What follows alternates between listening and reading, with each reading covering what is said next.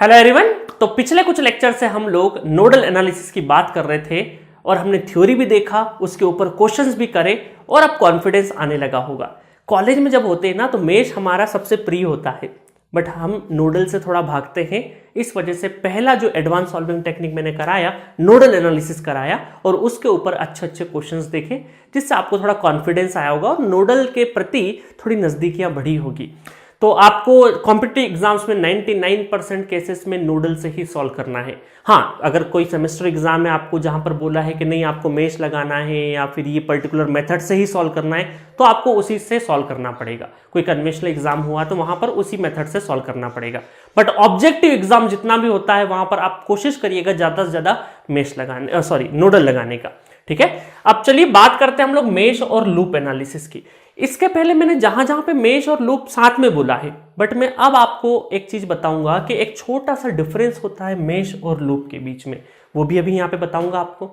और आपको मेश और लूप पढ़ाऊंगा जरूर, बट आपको सिर्फ 1% केस में ही ये लगाना है जहां पे इसकी सच में रिक्वायरमेंट होगी। अदरवाइज इससे आपको प्रॉब्लम सॉल्व नहीं करना है। कहां कहां पे करना है प्रॉब्लम सॉल्व? जहां पर आपको कन्वेंशनल पेपर कॉलेज में या फिर कोई कन्वेंशनल पेपर होगा उसमें आप जहां पर अगर लिखा रहे कि मेश से ही सॉल्व करना है तो ही करेंगे। अदरवाइज हम लोग जितने भी ऑब्जेक्टिव टाइप के क्वेश्चंस होंगे, चाहे आपके यूनिवर्सिटी में कुछ ऑब्जेक्टिव आते हो, चाहे गेट एग्जामिनेशन में या अदर देन एग्जामिनेशन में, नोडल से ही सॉल्व करना है।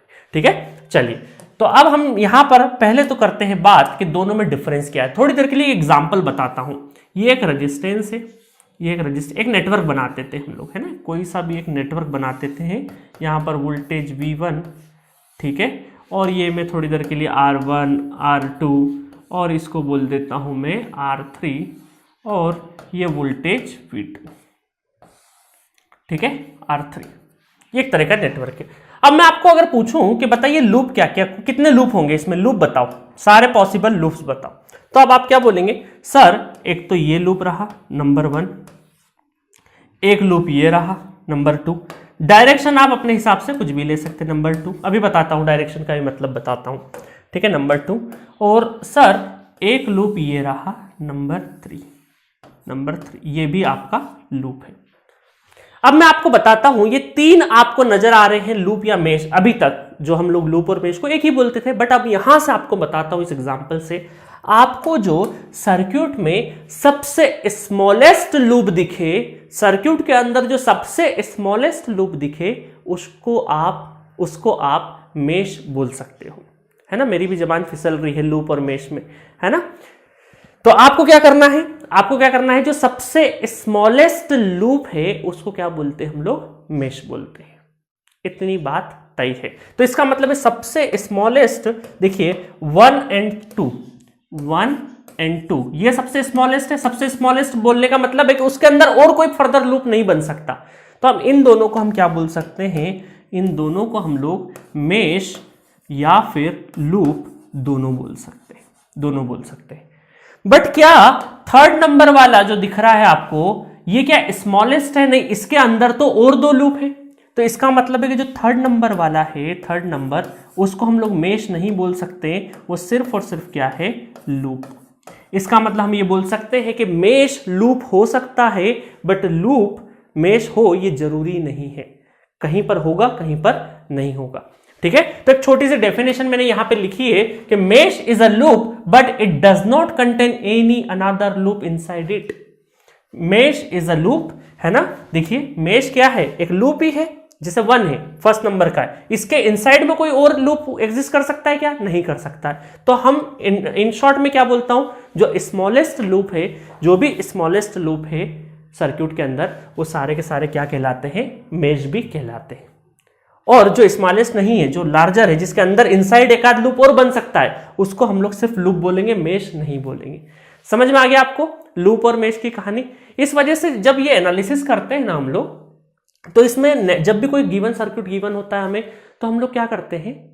सारे के सारे इंडिपेंडेंट लूप लेते हैं, जितने भी पॉसिबल लूप हो सकते हैं वो लेते हैं हम लोग, इंडिपेंडेंट लूप लेते हैं। इस वजह से इसको लूप एनालिसिस ज्यादा नहीं बोल के मेश एनालिसिस वर्ड से ज्यादा पॉपुलर है, क्योंकि हम लोग सर्किट के अंदर चाहते हैं कि जो भी स्मॉलेस्ट लूप हो सारे आइडेंटिफाई हो, और उन्हीं को लेके हमें क्या करना होता है? केवीएल एक्सप्रेशन लिखना होता है। अभी प्रोसीजर वगैरह सब बताऊंगा आपको, बट ये बात क्लियर है, इस वजह से पॉपुलरली हम लोग इसको लूप एनालिसिस नहीं बोल के मेश एनालिसिस बोलते हैं, क्योंकि सर्किट सॉल्व करते टाइम सपोज करिए इसको ही सॉल्व करना होता, हमें इसी सर्किट को सॉल्व करना पड़ता, तो ये थर्ड लूप की हमें रिक्वायरमेंट ही नहीं थी, डायरेक्ट 1 और 2, और इन्हीं को हम क्या बोलते हैं, मेश। तो दोनों इंडिपेंडेंट लूप लेते वही मेश कहलाते, और उन्हीं दो से हमारी सॉल्व हो जाता, थर्ड की जरूरत ही नहीं पड़ती। तो हम क्या बोल सकते हैं, इसी वजह से इसको बोलते हैं मेश एनालिसिस। समझ में आया? तो यहां पर मैंने कुछ डेफिनेशंस लिख दी है। Mesh is a loop but it does not contain any another loop inside it. थोड़ा सा भारी भरकम वर्ड रहे तो वाइवा में बोलने में आसानी होती है। देखिए कई बार क्या होता है ना, वाइवा में ये चीज मैंने बहुत ऑब्जर्व करी है कि कई बार हमें चीजें आती है, क्वेश्चन पूछा है सामने वाला, हमें आती भी है, बट हम एक्सप्रेस नहीं कर पाते, हम एक्सप्रेस नहीं कर पाते हैं। तो अब ये कहां से सीखे सर, एक्सप्रेस कैसे करें? तो यही जो छोटी छोटी चीजें जो हम समझते हैं ना, ये जो छोटी छोटी चीजें हम समझते हैं, इनको हम लोग लैंग्वेज के फॉर्म में भी लिखना चालू करें, ताकि जब इंटरव्यू में हम बैठे तो हम ऐसा नहीं हो कि हाँ अंदर तो पता है कि सब कुछ आता है बट बोलते ही नहीं आ रहा है, एक्सप्रेस करते ही नहीं आ रहा है, तो फिर दिक्कत है। क्योंकि एक्सप्रेशन जरूरी है ना, एक्सप्रेशन जरूरी है, तो क्योंकि उसी का नंबर है। इंटरव्यू डेस्क पे आपको ये थोड़ी पूछा है कि आपको आता है या नहीं आता, वो आपके अंदर झांक तो नहीं सकता, आप जितना एक्सप्रेस करेंगे तभी पता चलेगा। तो एक्सप्रेशन बहुत जरूरी है, और वो रातों रात चमत्कार नहीं होता। इसके लिए धीरे धीरे जो भी पढ़ाई कर रहे हो उसको एक्सप्रेस करते आना चाहिए आपको, ठीक है। तो कुछ नोटेशन वाले होने चाहिए, स्टैंडर्ड नोटेशन, क्योंकि अच्छे लेवल के इंटरव्यू में जाएंगे तो हम थोड़ी से अपने रीजनल लैंग्वेज या देसी भाषा में थोड़ी समझा सकते हैं, गुजराती मराठी में कि ये दो लूप ले लो, ये ले लो, वो ले लो, अपने हिसाब से। यहाँ तो कुछ भी बातें कर सकता हूँ मैं आपको समझाने के लिए, बट इंटरव्यू में जाने के लिए थोड़ी सी स्टैंडर्ड चाहिए आपको। जो भी आप एक्सप्रेस करें थोड़ा सा आपको उसमें विनम्रता का तड़का लगाना है, और थोड़ा सा एक स्टैंडर्ड डेफिनेशन से हमको जाना पड़ेगा। इस वजह से मैं साथ साथ समझाने के साथ साथ कुछ नोट्स लिखवा देता हूं। ये पॉइंट्स बहुत काम के हैं आपके लिए, ठीक है। It is based on KVL and Ohm's law. जैसे हमारा नोडल क्या था, वो केसीएल और ओम्स लॉ पे बेस्ड था। ये क्या है आपका, केवीएल और ओम्स लॉ पे बेस्ड है। वहां पे केसीएल इक्वेशन लिखते थे, यहाँ केवीएल लिखेंगे। It is only applicable to planar network. Planar non planar network के बारे में नोडल एनालिसिस में बता चुका हूं, और नोडल क्या था, प्लेनर नॉन प्लेनर दोनों पे एप्लीकेबल था। बट ये क्या है आपका, ये जो आपका कौन मेश, ये it is only applicable to planar network. ये बहुत इंपॉर्टेंट चीज है। कई सारे जो non GATE other than GATE examination जो एसएससी जेईई या छोटे लेवल के एग्जाम्स होते हैं, वहां पर कई बार पूछा जाता है it is based on KVL Ohm's law, ये भी पूछा जाता है। सारे के सारे क्वेश्चंस के फॉर्म ये सब क्वेश्चन का उतार ले लेते हैं अदर देन गेट एग्जामिनेशन में, ठीक है। और सेमेस्टर में जो एमसीक्यू वगैरह होते हैं ना, वहां पर भी ये छोटे छोटे आपको क्वेश्चंस के फॉर्म में आ जाते हैं। तो ये सारी एक ईच एंड एवरी लाइन बहुत इंपॉर्टेंट है, ठीक है। समझ में आ गया? चलो अब चलते हैं प्रोसीजर पे।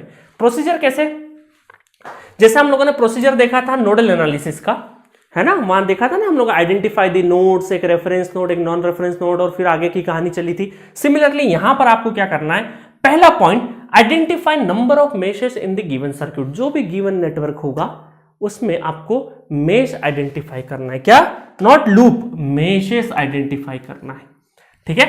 आगे बढ़ते हैं।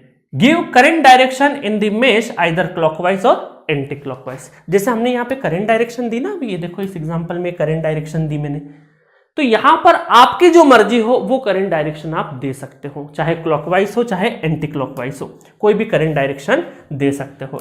अब आप बोलोगे सर अगर मैंने एक क्वेश्चन में क्लॉकवाइज दिया दूसरे में एंटी क्लॉकवाइज दिया तो क्या डिफरेंट आएगा आंसर? नहीं आएगा डिफरेंस आंसर। सपोज करो क्लॉकवाइज एंटी क्लॉकवाइज का मतलब है कि थोड़ी देर के लिए हम लोगों ने ये, यहां पर मैं आता हूं, आपने ये I1 करंट होता थोड़ी देर के लिए, ये जो मेश 1 है इसका जो करंट है I1 है। अब ये I1 करंट अगर पॉजिटिव आएगा इसका मतलब जो आपने डायरेक्शन कंसीडर करी थी वो सही थी, और अगर I1 निगेटिव आएगा इसका मतलब जो आपने डायरेक्शन एज्यूम करी थी उसके उल्टे डायरेक्शन में करंट फ्लो होगा। इतना सही अंतर है। प्लस आया तो आपकी जीत है, जो आपने माना था वो सही है, जो डायरेक्शन आपने कंसीडर किया था चाहे वो क्लॉकवाइज हो एंटी क्लॉकवाइज, अगर आंसर हमारा पॉजिटिव है उस पर्टिकुलर करंट का तो वो लूप का डायरेक्शन या मेश का डायरेक्शन सही है। निगेटिव आया तो आपने जो कंसीडर किया उसका उल्टा करंट फ्लो करेगा, ठीक है। चलिए बस इतना सही अंतर है। आगे चलते हैं। सेकंड प्रोसीजर हो गया। Third, write KVL equation in each mesh. आपको केवीएल इक्वेशंस लिखनी है।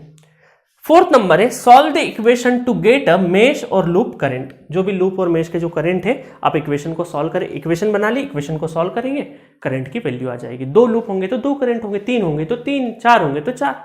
समझ में आ गया? चलो आगे बढ़ते हैं। मैंने एक चीज बताई थी नोडल एनालिसिस में कि नंबर ऑफ इक्वेशंस कितनी होती थी वहां पे, n-1 है ना, n-1 होता था नंबर ऑफ इक्वेशन। यहां पर अगर मैं बोलूं नंबर ऑफ इक्वेशंस तो वो कितनी होगी, नंबर ऑफ इंडिपेंडेंट लूप या इक्वेशन कहें तो वो कितना होगा, b-n+1। ठीक है, number of independent loop equation मतलब जो मेश है ना, mesh, number of independent loop equation in a loop और mesh analysis is equal to L equal to b-n+1। b क्या है, number of branches, number of branches. n क्या है, number of node, और यहाँ पे 1 अच्छा L क्या है, नंबर ऑफ इंडिपेंडेंट लूप, है ना, L तो पता ही था आपको। ये 3 चीजें मैंने यहाँ पे लिख दी। ये फॉर्मूला, अब बहुत सारे स्टूडेंट कंफ्यूज होंगे, सर ये नंबर ऑफ ब्रांचेस कैसे पता लगाएंगे। कोई दिक्कत नहीं, ग्राफ थ्योरी में ये फॉर्मूला अगेन पिक्चर में आएगा और वहां पर L इक्वल टू b-n+1 ये वाले फॉर्मूले में जो नंबर ऑफ ब्रांचेस क्या होता है ये सब मैं डिटेल में बताऊंगा। ठीक है, नोड और ब्रांचेस में क्या अंतर है वो सब चीजें मैं ग्राफ थ्योरी में बहुत डिटेल में बताऊंगा। बाकी कॉमन सेंस बेसिस पे आप जानते हैं कि ब्रांच और नोड का मतलब क्या है, 2 नोड के बीच में हम ये बोल सकते हैं ये एक तरह का क्या है, ब्रांच है। ठीक है, ये ब्रांच है, ये भी एक ब्रांच है, एक ब्रांच 2 ब्रांच है ना, ये सब ब्रांचेस है। चलिए बाकी डिटेल वर्जन में हम लोग ग्राफ थ्योरी में फॉर्मूला देखते हैं, बट ये फॉर्मूले पे बेस्ड गेट में भी बहुत बार क्वेश्चन आए हैं, है ना, एक नंबर में बहुत बार क्वेश्चन पूछे गए हैं। रिसेंटली 2016 या 17 में एक क्वेश्चन आया हुआ है इलेक्ट्रिकल में, और सेमेस्टर में भी ये फॉर्मूला काफी जगह पे लगता है, तो दोनों जगह पे आपको हेल्प होगी। ठीक है, चलिए तो ये रहा आपका एक नोट पॉइंट, जो हम लोगों ने लूप इक्वेशन कितनी है b-n+1, और वहां नोडल एनालिसिस में नंबर ऑफ इक्वेशंस कितनी आ रही थी, n-1। ठीक है, चलिए आगे बढ़े।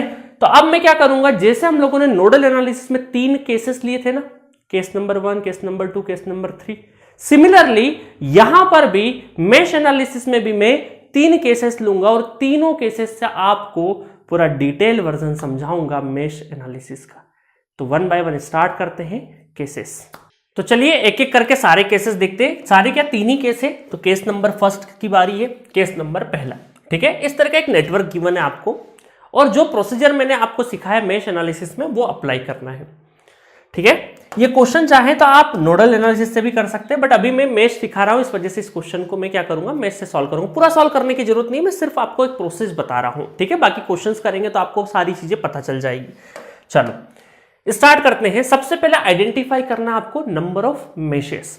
तो मेश करना है आइडेंटिफाई, तो एक तो आपको ये नजर आ रहा है, दूसरा ये आ रहा है, तीसरा ये आ रहा है। ठीक है, आप अपने हिसाब से चाहे क्लॉकवाइज हो चाहे एंटी क्लॉकवाइज हो, ये हम लोगों ने I1 करंट एज्यूम कर लिया इस तरीके से।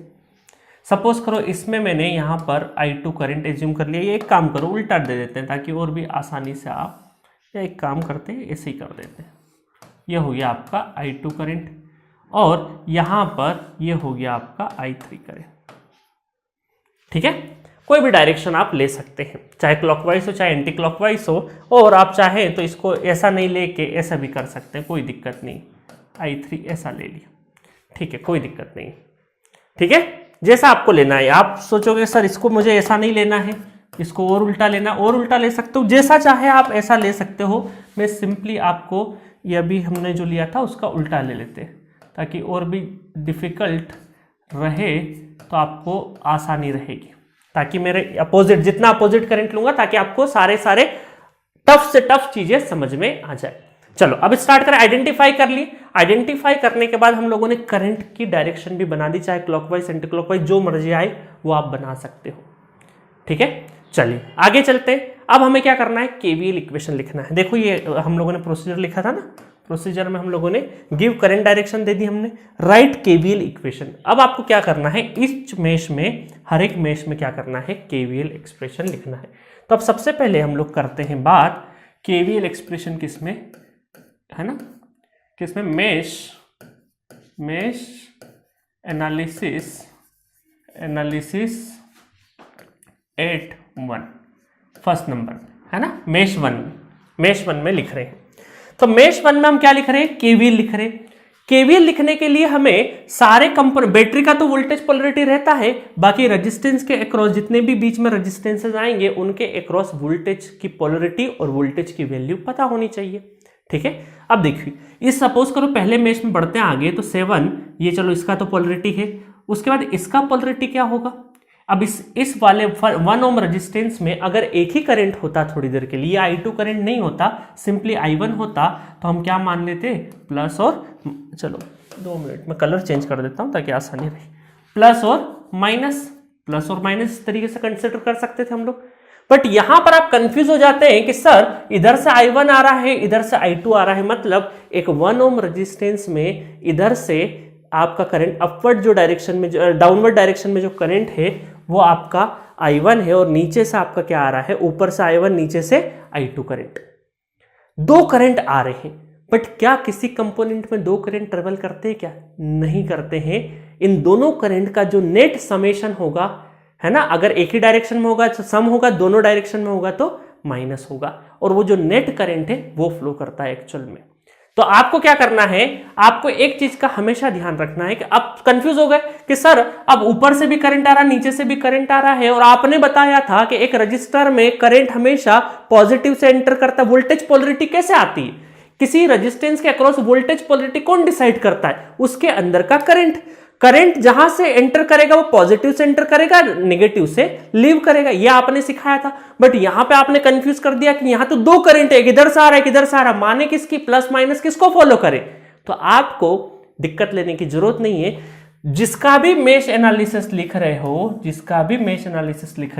जिस भी लूप का, वो क्या है, वो करंट सुप्रीम है, वो करंट क्या है, बॉस है, वो बड़ा है। जैसे हमने नोडल में देखा था ना, जिस नोड पे बैठ गए थे वो क्या था, बॉस था, सुप्रीम था, उसी से आउटगोइंग हो रहा है, वही हायर पोटेंशियल। सिमिलरली यहां पर जिस भी लूप का या जिस भी मेश का आप लिख रहे हैं वो सुप्रीम है, तो इसकी वजह से प्लस माइनस की पोलरिटी किसके हिसाब से चलेगी, उसी के हिसाब से चलेगी। तो चलो मैं कलर के हिसाब से ध्यान रखता हूं थोड़ी देर के लिए। मैं आपको यहां पर ब्लू कलर से चलता हूं, तो मैंने blue colour supreme, plus minus, है ना, और यहां पर भी प्लस माइनस। पोलरिटी किसके हिसाब से चलेगी, पोलरिटी इस लूप के हिसाब से चलेगी, इसकी मनमानी चलेगी। चलो आगे लिखते हैं, अभी लिखेंगे तो सब समझ में आ जाएगा आपको, है ना। ब्लू कलर है तो ब्लू कलर से ही लिखेंगे। यहां से मैं बाद वाला साइन लेता हूं केवीएल लिखने में, 7 प्लस का 7, आगे गए माइनस साइन किसका, ये तो अभी हमारा केवीएल का माइनस। और हमने देखा कि यहां पर ऊपर से करंट आ रहा है नीचे से, तो हम ये लिख सकते हैं कि I1 minus I2, opposite direction में तो I1 माइनस I2। उसके बाद फिर गए आगे बढ़े तो क्या आया, -6 आया। उसके बाद फिर से ये करंट आया। अब इस करंट में देखो, करंट I1 ऐसे ट्रेवल कर रहा है, और I3 ये घूम के ऐसे जाएगा, है ना, ये I3 घूम के कुछ इस तरीके से अपोजिट डायरेक्शन में, तो माइनस, ये माइनस तो हमारा केवीएल का, और ब्रैकेट बनाया, बॉस कौन है, I1 माइनस अपोजिट डायरेक्शन में है तो I3 इक्वल टू 0। ठीक है, ये इक्वेशन समझ में आ गई होगी आपको। मैं थोड़ा सा छोटा भी कर देता हूं और इस साइड में लेके आ जाता हूं। ठीक है, मजा आया। जिस भी मेश का लिख रहे हो वो करंट हमारा सुप्रीम है, वोल्टेज पोलरिटी भी उसी के हिसाब से फॉलो होगी। अब इसको सॉल्व कर लेंगे, इसको सॉल्व करके एक इक्वेशन बन जाएगी, है ना, और इस इक्वेशन का नाम हम लोग इक्वेशन नंबर 1 दे देंगे, है ना। ढंग से ब्रैकेट ओपन करना, है ना, नहीं तो प्लस माइनस की मिस्टेक बहुत होती है। चलिए, इसको हम लोगों ने इक्वेशन नंबर 1 दे दिया। अब चलते हैं इक्वेशन मेश नंबर 2 के एनालिसिस पे। ठीक है, मेश 2 का एनालिसिस करते हैं। कोई डिफरेंट कलर ले लेते ताकि बॉस वगैरह बोलने में हमें आसानी रहे, है ना। चलो इसका देखेंगे। इस वाले लूप में पोलरिटी किसके हिसाब से डिसाइड होगी, जिसका लिख रहे हैं, जिस मेश 2 का लिख रहे हैं, तो मेश 2 I2 करंट क्या है, बॉस है। तो अब क्या करेंगे, यहां से एंट्री ली, प्लस माइनस, तो यहां तो कोई दिक्कत ही नहीं है, एक ही करंट ट्रेवल कर रहा है I2 करंट, तो यहां तो कोई दिक्कत नहीं होगी। उसके बाद अब देखो 3 ओम रजिस्टर में अगेन 2 करंट I2 और I3 ये दोनों ट्रेवल कर रहे हैं, बट चलेगी किसकी, I2 की। क्यों, क्योंकि मेश इसका लिख रहे हैं हम लोग, प्लस माइनस, क्योंकि ये एंटर हो रहा है, I2 जहां से एंटर हो रहा है प्लस से एंटर होगा, माइनस से लीव करेगा। फिर यहां पे अब आप बोलोगे सर पिछली पोलरिटी को ही लेना है क्या, नहीं। अब ये पिछले वाली जो पोलरिटी थी वो मेश 1 के रिस्पेक्ट में थी, अब हमें इसका जब लिख रहे हैं तो इसकी पोलरिटी इसके हिसाब से, इस बार बॉस ये है ना, इस बार बॉस ये है, तो इसका मतलब प्लस और माइनस इसके हिसाब से चलेगा। बस पोलरिटी डिसाइड हो गई, केवीएल लिख देते हैं। वोल्टेज आपका कुछ भी नहीं है तो डायरेक्टली आप हम लोग कहां से, -2 × I2 यहां से स्टार्ट करूं, बाद वाला साइन लेता हूं, है ना। बहुत सारे लोग केवीएल में पहला वाला साइन भी लेते हैं, जिससे जैसी आपकी श्रद्धा भक्ति, आंसर सही आएगा, कैलकुलेशन एरर नहीं करोगे तो। ठीक है, आगे चलते हैं। केवीएल का अगेन माइनस, बट इस बार 3 × अच्छा हमसे इसमें गलती हो गई एक, कहां पे, यहां पर I1 - I2, क्योंकि 1 ओम ही था, यहां पर 2 लिखना है, यहां पे हमें 2 मल्टीप्लाई करना है, क्योंकि वोल्टेज कब बनेगा, करंट इंटू रेजिस्टेंस ना, करंट इंटू रेजिस्टेंस, तो करंट इंटू रेजिस्टेंस। ठीक है, ये हमसे मिस्टेक हो गई थी तो आप लिख लीजिएगा, है ना, छूट गया था, क्योंकि ये मुझे लगा 1 ही होगा तो मैंने यहाँ पे ध्यान नहीं दिया। तो 1 का मल्टीप्लाई मतलब 1 लिखो चाहे नहीं लिखो एक ही बात है, बट यहाँ पे 2 लिखना हमारा जरूरी है, क्योंकि लिख क्या रहे, केवीएल मतलब वोल्टेज मतलब करंट इंटू रेजिस्टेंस, है ना। चलिए आगे बढ़ते हैं। तो यहां पर वापस देखते हैं, -2I2 -3 × माइनस ये वाला साइन लिया हम लोगों ने, -3 × करंट सुप्रीम कौन सा, I2, और I3 अपोजिट है, I2 और I3 अपोजिट है, तो I2 - I3। ठीक है, अगेन -1 लिखना चाहो तो लिखो, नहीं तो कोई दिक्कत नहीं है, माइनस साइन लिया देखो इसके हिसाब से, और सुप्रीम क्या है, I2 अपोजिट है, तो I2 - I1। ठीक है, इसको मैं यहां से उठा के थोड़ा सा =0। ठीक है, ये हो गई हमारी इक्वेशन नंबर 2। ठीक है, मजा आया। तो आपको करना कुछ नहीं, केवीएल लिखना है, जहां पर एक रजिस्टर में एक ही करंट है तो उस करंट को पॉजिटिव सेंटर करेगा, नेगेटिव से लीव करेगा। केवीएल लिखते टाइम पे बाद वाला साइन लिख रहे हैं। जिस भी रेजिस्टेंस में 2 करंट है, इधर से आ रहा है और इधर से आ रहा है, तो जिसका भी नोड लिख रहे हो या मेश लिख रहे हो वो बॉस है, और उसी के हिसाब से वोल्टेज पोलरिटी डिसाइड होगी, और वही बॉस है तो उस बॉस मतलब I2 - I1 जो भी रहे, I2 I3 जो भी रहे। ठीक है, समझ गए होंगे बाकी चीजें। तो मेश नंबर 3, चलो कोई डिफरेंट कलर ले लेते हैं, और भी ऑरेंज कलर ले लेते हैं। चलो मेश 3 का लिखेंगे, तो यहां से प्लस से एंटर हो रहा है, माइनस से लीव कर रहा है। अब यहां पर भी प्लस से एंटर, माइनस से लीव, क्योंकि इस मेश का लिख रहे थे इसके हिसाब से पोलरिटी चलेगी। उसके बाद +- ठीक है, अब देखिएगा यहां पे ध्यान से, यहां पे हम लोग कहां से स्टार्ट करते हैं, वोल्टेज से स्टार्ट करते हैं। तो 6 volt +6 volt, then minus KVL का -3 × करंट I3, कौन सा करंट, I3 और I2 हो रहा है, तो दोनों अपोजिट में, तो I3 - I2, माइनस फिर चले 1 × I3 करंट, मतलब मैं डायरेक्टली इसको ब्रैकेट नहीं लगा के I3 लिख देता हूं, क्योंकि 1 का मल्टीप्लाई करने का कोई मतलब नहीं है। फिर गए, देन माइनस केवीएल का साइन, देन 2 × क्या हो जाएगा, अपोजिट है अगेन, इस वाले 2 ओम में I1 इधर से आ रहा है, I3 इधर से, तो हम ये बोलेंगे I3 - I1 =0। ये हो गई हमारी equation number 3। 3 equation 3 variable solve कर लेना है आपको। और मैंने बता रखा है कि 3 इक्वेशन को अगर हमने कन्वेंशनली सॉल्व करना है तो क्या करना पड़ेगा, क्रेमर्स रूल लगाना पड़ेगा। क्रेमर्स रूल कैसे लगाते हैं ऑलरेडी मैं सिखा चुका हूं आपको नोडल में। ठीक है, और यहां से आपको करंट की वैल्यू मिलेगी I1, I2 और I3। अगर ये करंट की वैल्यू जो है ये अगर आपकी पॉजिटिव आती है, इसका मतलब जो आपने डायरेक्शन एज्यूम किया वो एक्चुअल में वही डायरेक्शन होगा सर्किट में, और अगर उसका नेगेटिव आया इसका मतलब डायरेक्शन अपोजिट होगा। आपको डायरेक्शन बदलने की जरूरत नहीं है, जो आंसर आया उसके हिसाब से लिख दीजिएगा। अगर हाँ क्वेश्चन में पहले से डायरेक्शन मेंशन है तो आपको अपनी मर्जी से डायरेक्शन नहीं बदलना है। ठीक है, धीरे धीरे जब क्वेश्चंस प्रैक्टिस करोगे तो समझ जाओगे। तो इस लेक्चर में इतना ही। नेक्स्ट लेक्चर में मैं बचे हुए 2 केसेस है वो नेक्स्ट लेक्चर में डिस्कस करूंगा। ठीक है, ये लेक्चर बड़ा हो जाएगा, अदरवाइज इस लेक्चर को बहुत ध्यान से रिवाइज करिए, पूरी थ्योरी केस नंबर 1। अब मैं केस नंबर 2 और 3 जो रहेंगे वो अगले लेक्चर में डिस्कस करूंगा। Okay, thank you.